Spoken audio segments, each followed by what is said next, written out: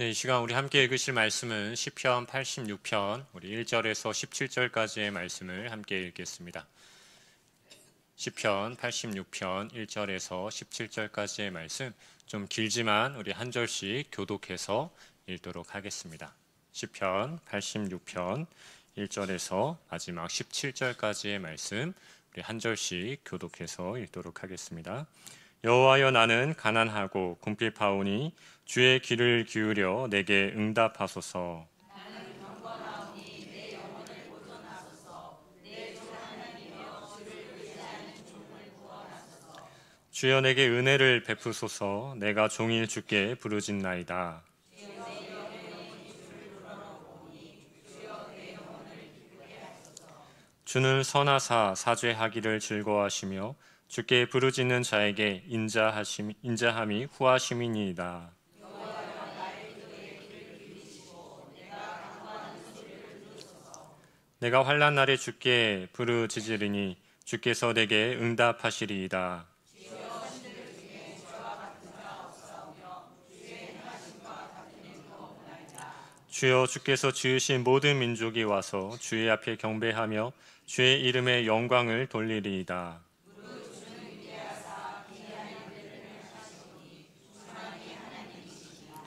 여호와여, 주의 도를 내게 가르치소서. 내가 주의 진리에 행하오리니 일심으로 주의 이름을 경외하게 하소서.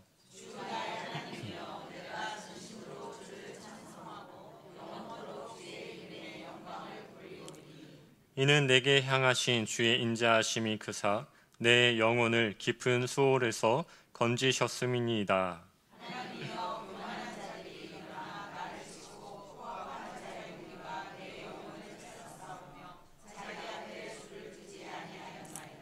그러나 주여, 주는 긍휼히 여기시며 은혜를 베푸시며 노하기를 더디하시며 인자와 진실이 풍성하신 하나님이시오니.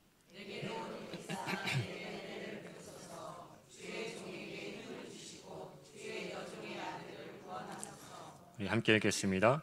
은총의 표적을 내게 보이소서. 그러면 나를 미워하는 그들이 보고 부끄러워하오리니. 여호와여, 주는 나를 돕고 위로하시는 이신이다. 아멘. 이 시간 일심으로 여호와를 경외하라 라는 제목으로 함께 말씀 나누도록 하겠습니다.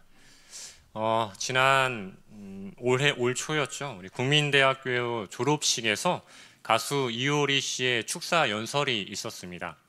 축사 연설 이후에 뉴스에 보도될 정도로 대중들의 큰 반응이 있었는데요.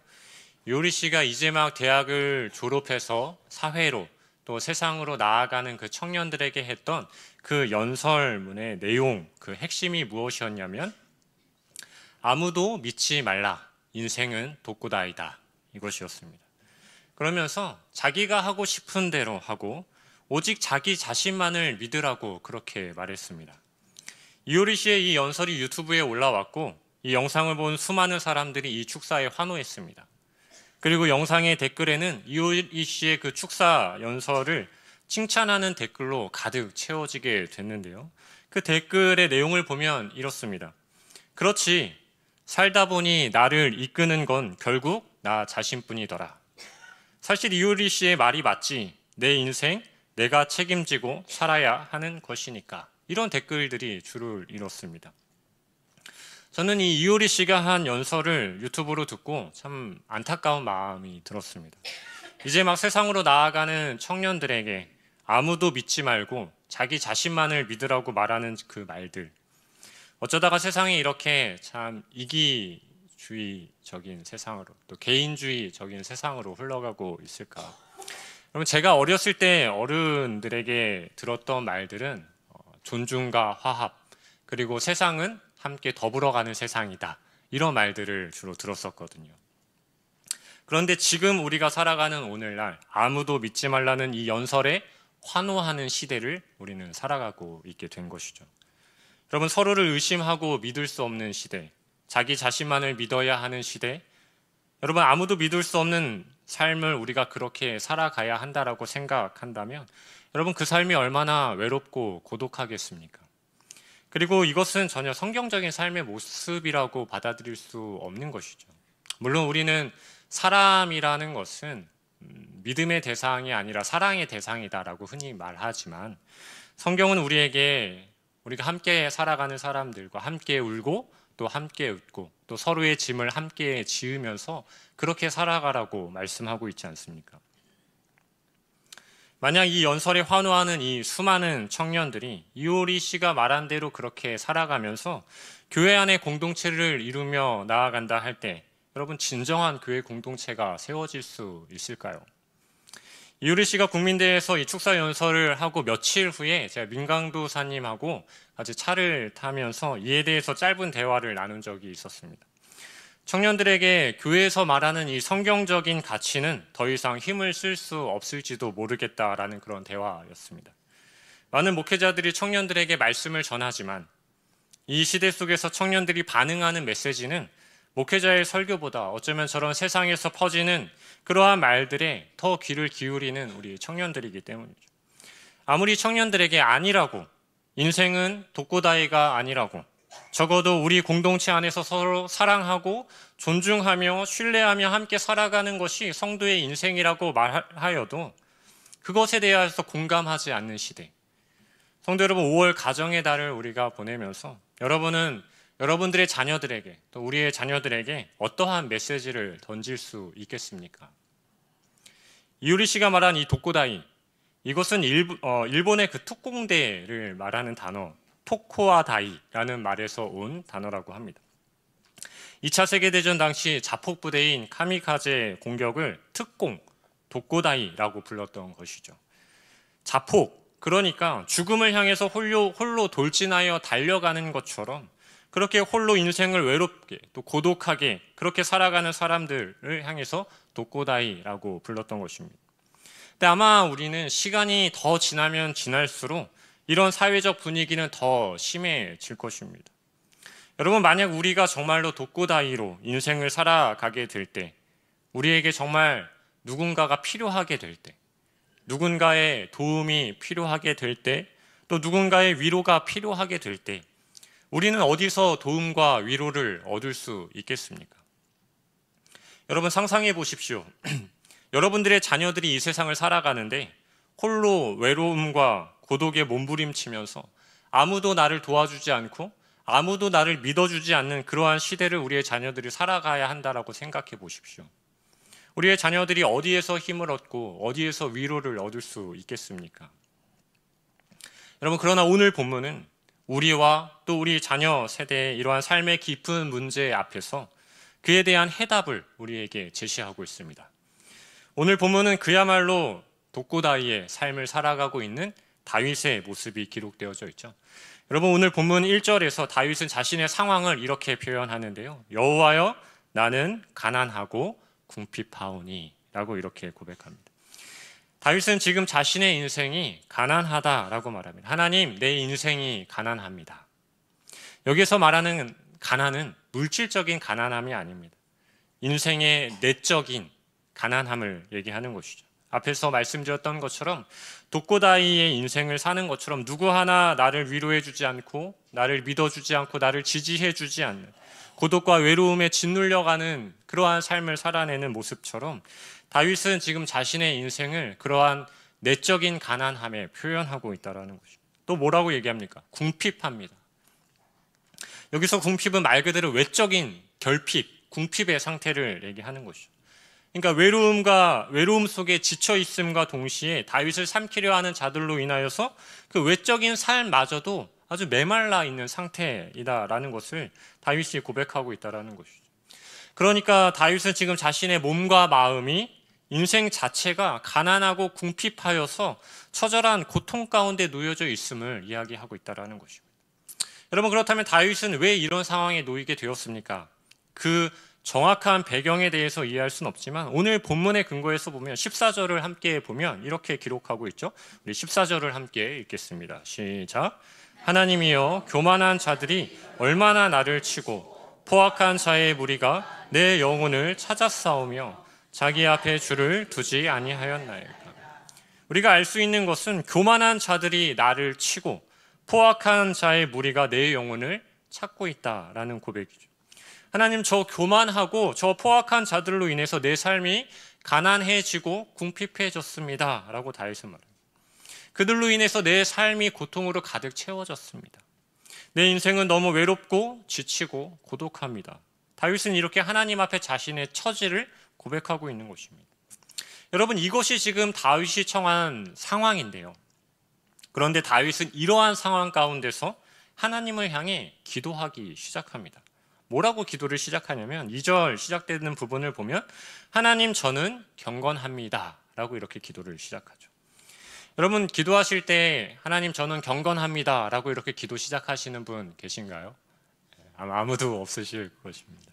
우리가 왠지 하나님 앞에 기도할 때 하나님, 나는 경건합니다 라고 얘기를 하면 이제 교만한 것 같은 느낌이 들잖아요. 설마 다윗이라고 그렇게 교만한 마음을 하나님께 기도했겠습니까? 다윗이 말하는 경건이란 무엇입니까? 하나님, 나는 경건합니다 라고 말하는 다윗의 고백은, 그 경건은 무엇이겠습니까? 우리 3절을 같이 한번 볼까요? 주여, 내게 은혜를 베푸소서. 내가 종일 주께 부르짖나이다. 내가 종일 주께 부르짖나이다. 여러분, 이것이 다윗의 경건입니다. 여러분, 우리 4절도 볼까요? 네, 시작. 주여, 내 영혼이 주를 우러러 보오니 주여, 내 영혼을 기쁘게 하소서. 주여, 내 영혼이 주를 우러러 보오니. 여러분, 이것이 다윗의 경건입니다. 다윗은 가난하고 궁핍한 인생 그 한가운데서 오직 한 곳을 주목하고 있는 것이죠. 여러분, 다윗이 주목하고 있는 그곳이 어디입니까? 내가 종일 주께 부르짖습니다. 내 영혼이 주를 우러러 봅니다. 다윗은 교만하고 포악한 자들로 인해 가난과 궁핍으로 그 인생의 고통 한복판에 서 있으면서 그럼에도 하나님만 바라보고 종일 하나님께 부르짖고 있다는 것이죠. 이것이 지금 다윗이 소유한 경건이라는 것입니다. 여러분, 우리도 경건 생활을 하죠. 특별히 저는 이 제자 양육을 하면서 매일 과제를 내드리는데 점검하는 과제가 그런 것들입니다. 큐티, 암송, 말씀 요약, 또 삶에서 살아내는, 말씀대로 살아내는 어떤 생활 과제들. 이런 과제들을 우리가 함께 하는 이유는 제자 훈련을 받는 그 기간만큼이라도 경건의 삶을 시도해보자라는 것이 목적입니다. 삶에서 계속적으로 하나님을 바라보면서 내 삶을 하나님이 기뻐하시는 삶으로 조금씩 변화하도록 우리가 한번 도전해보자라는 것이죠. 성도님들도 아마 이런 경건을 위해서 개인적인 노력들을 하고 계실 것입니다. 우리는 이것을 다른 말로 영성이라고도 말하죠. 어떤 신령한 은사를 행하는 것이 영성 있는 것이 아니라 어떤 순간에도 하나님을 주목할 수 있는 힘, 어떤 순간에도 하나님을 바라보면서 하나님을 찾을 수 있는 삶의 의지들이 모인 것을 우리는 영성, 또 경건이라고 말하는 것이죠. 다윗은 지금 자신이 그러한 경건과 영성으로 하나님께 나아가고 있다라고 이렇게 고백하고 있는 것입니다. 1절에서 다윗이 여호와여, 나는 가난하고 궁핍하오니 내게 응답하소서라고 말했죠. 하나님, 비록 지금 나는 가난하고 궁핍하지만 내가 하나님만 바라봅니다. 그러니 하나님, 내게 응답해 주십시오. 이것이 다윗이 하나님께 드리고 있는 이 삶의 정황 가운데서 드리는 기도라는 것입니다. 우리가 함께 읽었던 3절과 4절도 마찬가지입니다. 우리가 3절도 이렇게 읽을 수 있습니다. 내가 종일 주를 향해 내가 부르짖습니다. 그러니 응답하셔서 내게 은혜를 베풀어 주십시오. 4절도 그렇죠. 내가 주를 바라봅니다. 그러니 내게 응답하셔서 내 영혼이 기쁘게 해주십시오. 여러분, 우리의 기도가 이러해야 합니다. 우리가 하나님께 드리는 기도에는 늘 나는 경건하오니가 없어요. 늘 일방통행이죠. 하나님, 내가 그저 삶이 가난하고 궁핍하니까 하나님 제게 은혜를 좀 베풀어 주십시오 에서 우리의 기도는 끝납니다.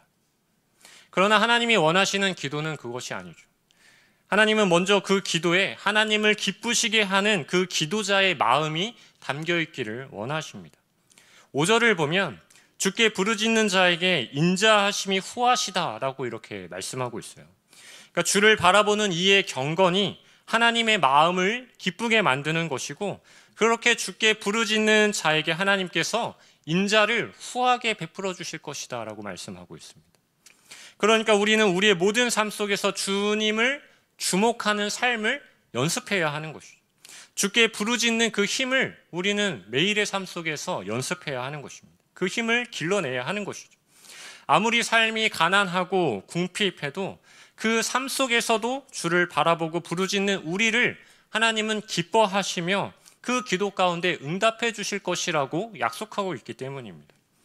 여러분, 경건을 연습하고 시도하며 경건의 힘을 낼 수 있는 우리 모든 성도님들이 되셔서 여러분들의 모든 기도가 응답받는 기도가 되길, 하나님의 인자하심을 누리는 은혜로운 기도가 될 수 있기를 주님의 이름으로 간절히 소망합니다. 하나님을 향해 경건함으로 기도했던 다윗은 이제 하나님을 찬양합니다. 다윗은 자신이 바라보고 부르짖은 그 하나님이 모든 신들 가운데 찬양을 받으실 유일한 분이라는 그 사실에 대해서 하나님을 노래하고 있는데요. 왜냐하면 하나님은 다윗을 건지시는 하나님이기 때문입니다. 다윗의 찬양은 이러한데요. 우리 같이 8절과 10절을 같이 한번 읽어보도록 하겠습니다. 시작. 주여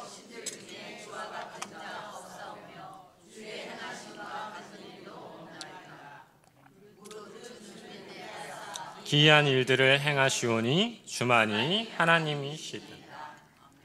여러분, 다윗 찬양은 이 8절과 10절이 매우 비슷한 구절로 기록이 되어져 있죠. 근데 이 말씀은 출애굽기 15장에 기록되어져 있는 하나님을 찬양하는 찬양과 닮아 있습니다.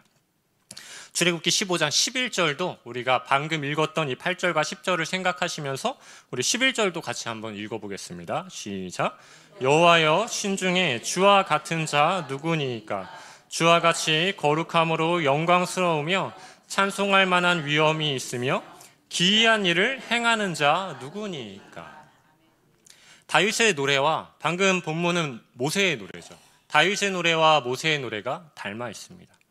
여러분, 모세가 이 노래를 언제 불렀습니까? 이스라엘 백성들이 출애굽한 이후에 홍해 앞에 이르게 되었을 때, 뒤에는 애굽 군대로 가로막혀 있고 앞에는 홍해로 가로막혀 있을 때 어느 곳으로도 피할 수 없는 그 상황 가운데서 모세가 이렇게 말하죠.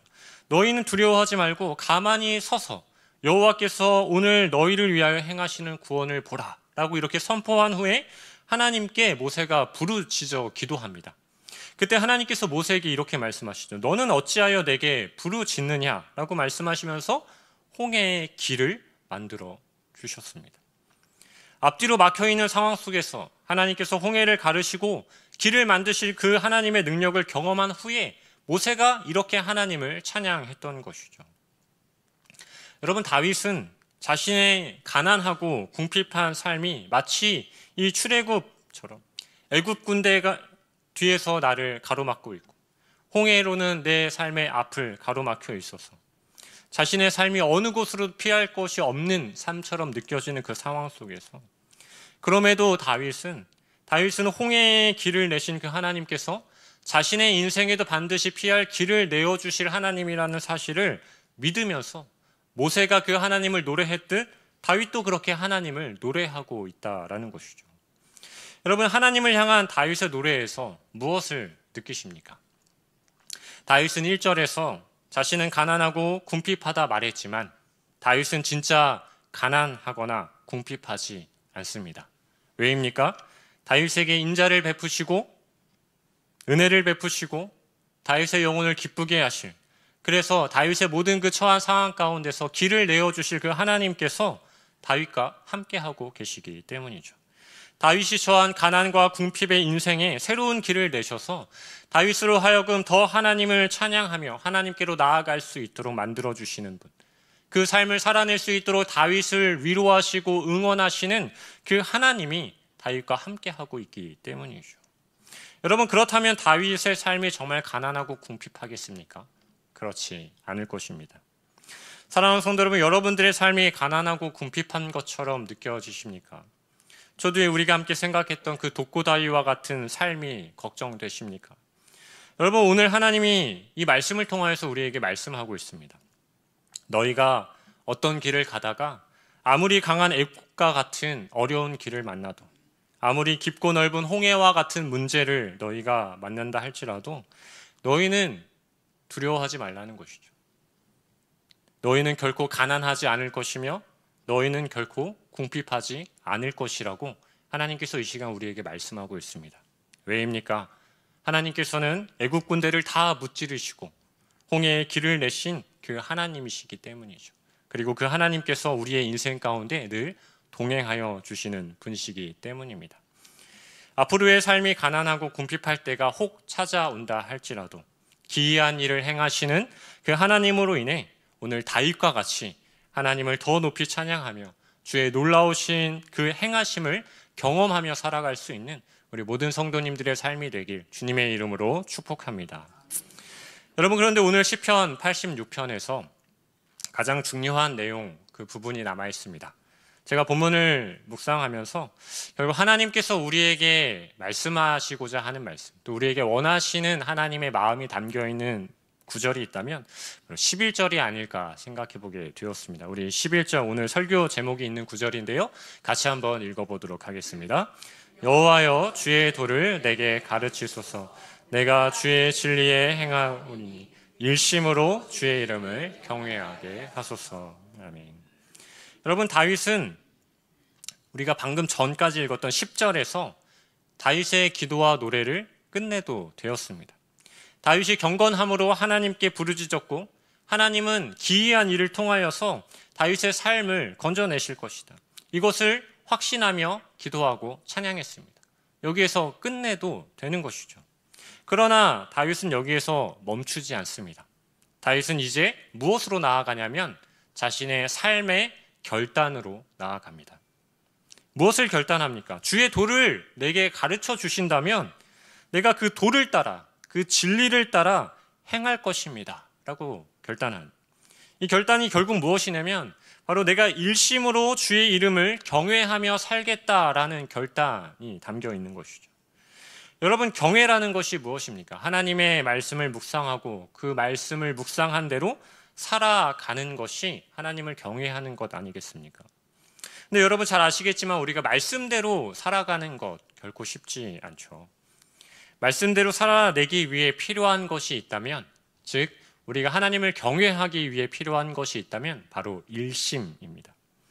여러분, 우리의 마음이 둘로 나뉘어 있으면 우리는 절대로 하나님을 경외하는 삶을 살 수 없습니다. 세상과 하나님 사이에 우리의 마음이 나뉘어져 있으면 우리는 늘 흔들리고 주저할 수밖에 없기 때문이죠. 따라서 우리의 마음이 나누어지지 않고 하나님께로만 한 마음, 즉 일심의 마음이 되어서 하나님의 원하시는 그 삶을 살아내는 것, 여러분 그것이야말로 우리가 하나님이 원하시는 경외의 삶을 살아내는 것입니다. 여러분, 우리가 조금 전까지 다윗의 상황을 함께 살펴보지 않았습니까? 다윗이 그러한 가난과 궁핍을 고백할 수밖에 없는 그 고통의 삶의 현장 가운데서 하나님께 내가 일심으로 하나님을 경외하는 삶을 살겠습니다라고 결단하는 것이 여러분 결코 쉬운 것이 아닐 것입니다. 이러한 상황 가운데서 자신의 마음을 하나님께 온전히 고정하는 것, 일심으로 하나님만을 바라보겠다라고 말하는 것은, 이 결단은 결코 쉬운 결단이 아닌 것이죠. 그런데 다윗은 그렇게 결단하고 있는 것입니다. 다윗은 일심으로 하나님만을 경외하는 그 삶을 살아낼 것을 결단하는데, 왜냐하면 왜 자신의 삶이 그렇게 힘들고 아픔에도 불구하고 그 힘든 상황 가운데서도 일심으로 하나님을 경외하겠다라고 결단하냐면, 우리 13절, 우리 마지막 부분을 보면 이렇게 기록되어져 있기 때문에 내 영혼을 깊은 수월에서 건지셨음이니이다 라고 고백합니다. 여러분, 다윗은 내가 하나님을 경외하는 삶을 살아내면 하나님께서 나를 수월에서 건져내 주실 것이기 때문에 내가 이런 삶을 살겠다라고 결단하고 있는 것이 아닙니다. 이미 하나님께서 나를 건져내셨기 때문이라고 다윗은 고백하고 있어요. 내 영혼을 깊은 수월에서 건지셨음이니이다. 과거형으로 기록되어져 있는 것이죠. 다윗은 이미 나를 건지신 하나님께 일심으로 자신의 마음을 드리고 삶을 드릴 수밖에 없었다라고 노래하고 있는 것입니다. 아직은 내 삶이 가난하고 궁핍하다 할지라도 하나님이 이미 내 영혼을 건지셨기에 나는 하나님을 경외하는 삶을 일심으로 살아낼 수밖에 없음을 다윗은 고백하고 있는 것이죠. 여러분, 하나님은 여러분들의 영혼도 스올에서 건져내셨습니다. 믿으십니까? 그렇다면 여러분들의 오늘의 삶이 비록 힘들고 아프고 마치 독고다이와 같은 인생처럼 가난하고 궁핍해도 일심의 힘을 내시길 소망합니다. 일심으로 하나님을 여러분들도 경외하십시오. 여러분을 하나님께서 건져내셨고 또 앞으로도 도우시고 위로하여 주실 것입니다. 우리 마지막으로 17절 말씀 한번 읽어볼까요? 시작. 은총의 표적을 내게 보이소서. 그러면 나를 미워하는 그들이 보고 부끄러워하오리니 여호와여 주는 나를 돕고 위로하시는 이시니이다. 여호와여 주는 어떤 분이시라고요? 나를 돕고 위로하시는 주이시다. 1절 여호와여 나는 가난하고 궁핍합니다. 마지막 17절 그러나 여호와여 주는 나를 돕고 위로하시는 분이십니다. 사랑하는 성도 여러분, 우리가 어디에서 위로를 얻을 수 있겠습니까? 우리가 어디에서 진정한 도움을 구할 수 있겠습니까? 하나님만이 우리를 도우시는 분이시며 하나님만이 우리를 위로하시는 분이십니다. 여러분들의 삶이 가난하십니까? 여러분들의 삶이 궁핍하십니까? 하나님께서 반드시 위로하실 것입니다. 여러분 힘을 내시고 주를 일심으로 경외하십시오. 주께 속한 여러분에게 긍휼과 은혜를 베푸시며 오늘도 따뜻한 음성으로 여러분들을 위로하실 주님을 만나는 여러분들의 삶이 되길 간절히 소망합니다. 마지막으로 우리의 시선을 잠시 돌려보도록 하겠습니다. 여러분, 진정한 가난과 궁핍을 경험하는 사람들이 있습니다. 진짜로 독고다이의 삶을 살아가는 사람들이 있습니다. 여전히 예수를 알지 못하고 복음을 듣지 못한 채 영적인 가난함과 궁핍함에 여전히 빠져 살아가는 사람들이죠. 예수님께서 영원한 가난과 궁핍에 살아갈 수밖에 없는 저와 여러분들을 그 가난과 궁핍에서 건져내시기 위해서 이 땅에 오셨고 우리를 그 생명의 능력으로 도우셨고 또 위로하여 주셨습니다. 여러분, 그렇다면 우리도 영원한 가난과 궁핍에 빠져서 살아가고 있는 그 사람들에게 주님의 말씀으로 그들을 돕고 그들을 위로하여야 하지 않겠습니까? 여러분, 이것이 무엇입니까? 이것이 바로 전도입니다. 여러분, 제가 낙도 선교를 다닐 때 낙도 선교의 구호가 이것이었어요. 낙도와 오지에도 여호와의 영광이 오게 하자, 오게 하자, 오게 하자. 여러분, 여전히 복음을 듣지 못해서 예수님을 알지 못해서 여호와의 영광에서 벗어난 채로 가난과 영원한 궁핍 가운데 살아가는 사람들에게 여호와의 영광이 오도록, 여호와의 영광이 그들에게 임하여서 그들의 가난과 궁핍을 몰아내도록, 그들에게 구원의 은혜를 하나님께서 베풀어 주시도록 우리가 그곳으로 나아가자라는 구호였습니다. 여러분, 나만 가난과 궁핍에서 벗어나면 그만입니까? 우리는 하나님의 마음을 이해해야 할 것입니다. 하나님의 마음은 여전히 가난하고 궁핍한 자들에게 하나님의 마음은 놓여 있습니다. 그리고 하나님은 우리에게 예수님을 우리에게 보내주셔서 우리의 가난과 궁핍의 문제를 해결해 주셨던 것처럼 우리가 그들에게 나아가서 그들의 가난과 궁핍을 우리가 주의 복음으로 해결하여 줄 수 있기를, 우리가 그렇게 그들에게 다가가기를 기대하고 계십니다. 여러분, 이제 3주 후면 우리 교회에서 안동 평안교회로 국내 선교를 떠납니다. 여러분, 우리를 향한 그 하나님의 마음을 우리가 함께 간직하며 이 국내 선교에 여러분 함께 동참하십시오. 여러분, 아직 신청 늦지 않았습니다. 여러분이 하나님께 받은 그 도움과 위로를 기억하시면서 우리가 나아갈 그 안동 땅에 여러분 그 위로와 도움을 전해 주십시오. 여호와여 주는 나를 돕고 위로하시는 이십니다. 이 고백이 그 안동 땅에서도 울려 퍼질 수 있도록 여러분들이 함께 할 수 있기를 간절히 소망합니다. 그 마을에 하나님의 영광이 오게 하는 그 일에 여러분들 방관자로 있지 마십시오. 하나님이 그곳에서 여러분들을 기다리고 계십니다. 여러분, 말씀을 마치겠습니다. 우리는 가난하지만 부유합니다. 왜냐하면 은혜를 베푸시며 노하기를 더디하시며 인자와 진실이 풍성하신 그 하나님이 여러분과 함께 하시기 때문입니다. 그리고 우리는 그 하나님께 경건과 경외함으로 나아갈 수 있기에 우리는 가난하지만 부유합니다. 작년 교역자들이 함께 제주도로 워크숍을 다녀왔는데요. 공항에서 서귀포로 넘어가는데 한치도 앞을 볼 수 없는 안개로 가득 채워지는 그러한 시간들이 있었습니다. 여러분도 안개가 너무 껴서 정말 한 치 앞도 볼 수 없는 그러한 당황스러운 시간들을 보내본 적이 있으실 것입니다. 여러분, 만약에 우리의 인생에 그러한 안개가 낀다면 여러분 어떻게 하시겠습니까? 앞으로의 삶에 어쩌면 그러한 안개와 같은 시간들이, 그런 어려움들이 우리의 삶에 찾아올지도 모릅니다. 여러분, 그러한 시간들이 찾아온다면 오늘의 말씀을 기억하십시오. 주님만을 바라보는 경건함, 일심으로 살아내는 경외함, 이 경건과 경외로 모든 안개를 뚫어내고 하나님께로 담대히 나아갈 수 있는 우리 모든 성도님들 될 수 있길 주님의 이름으로 간절히 소망합니다. 네, 같이 기도하겠습니다.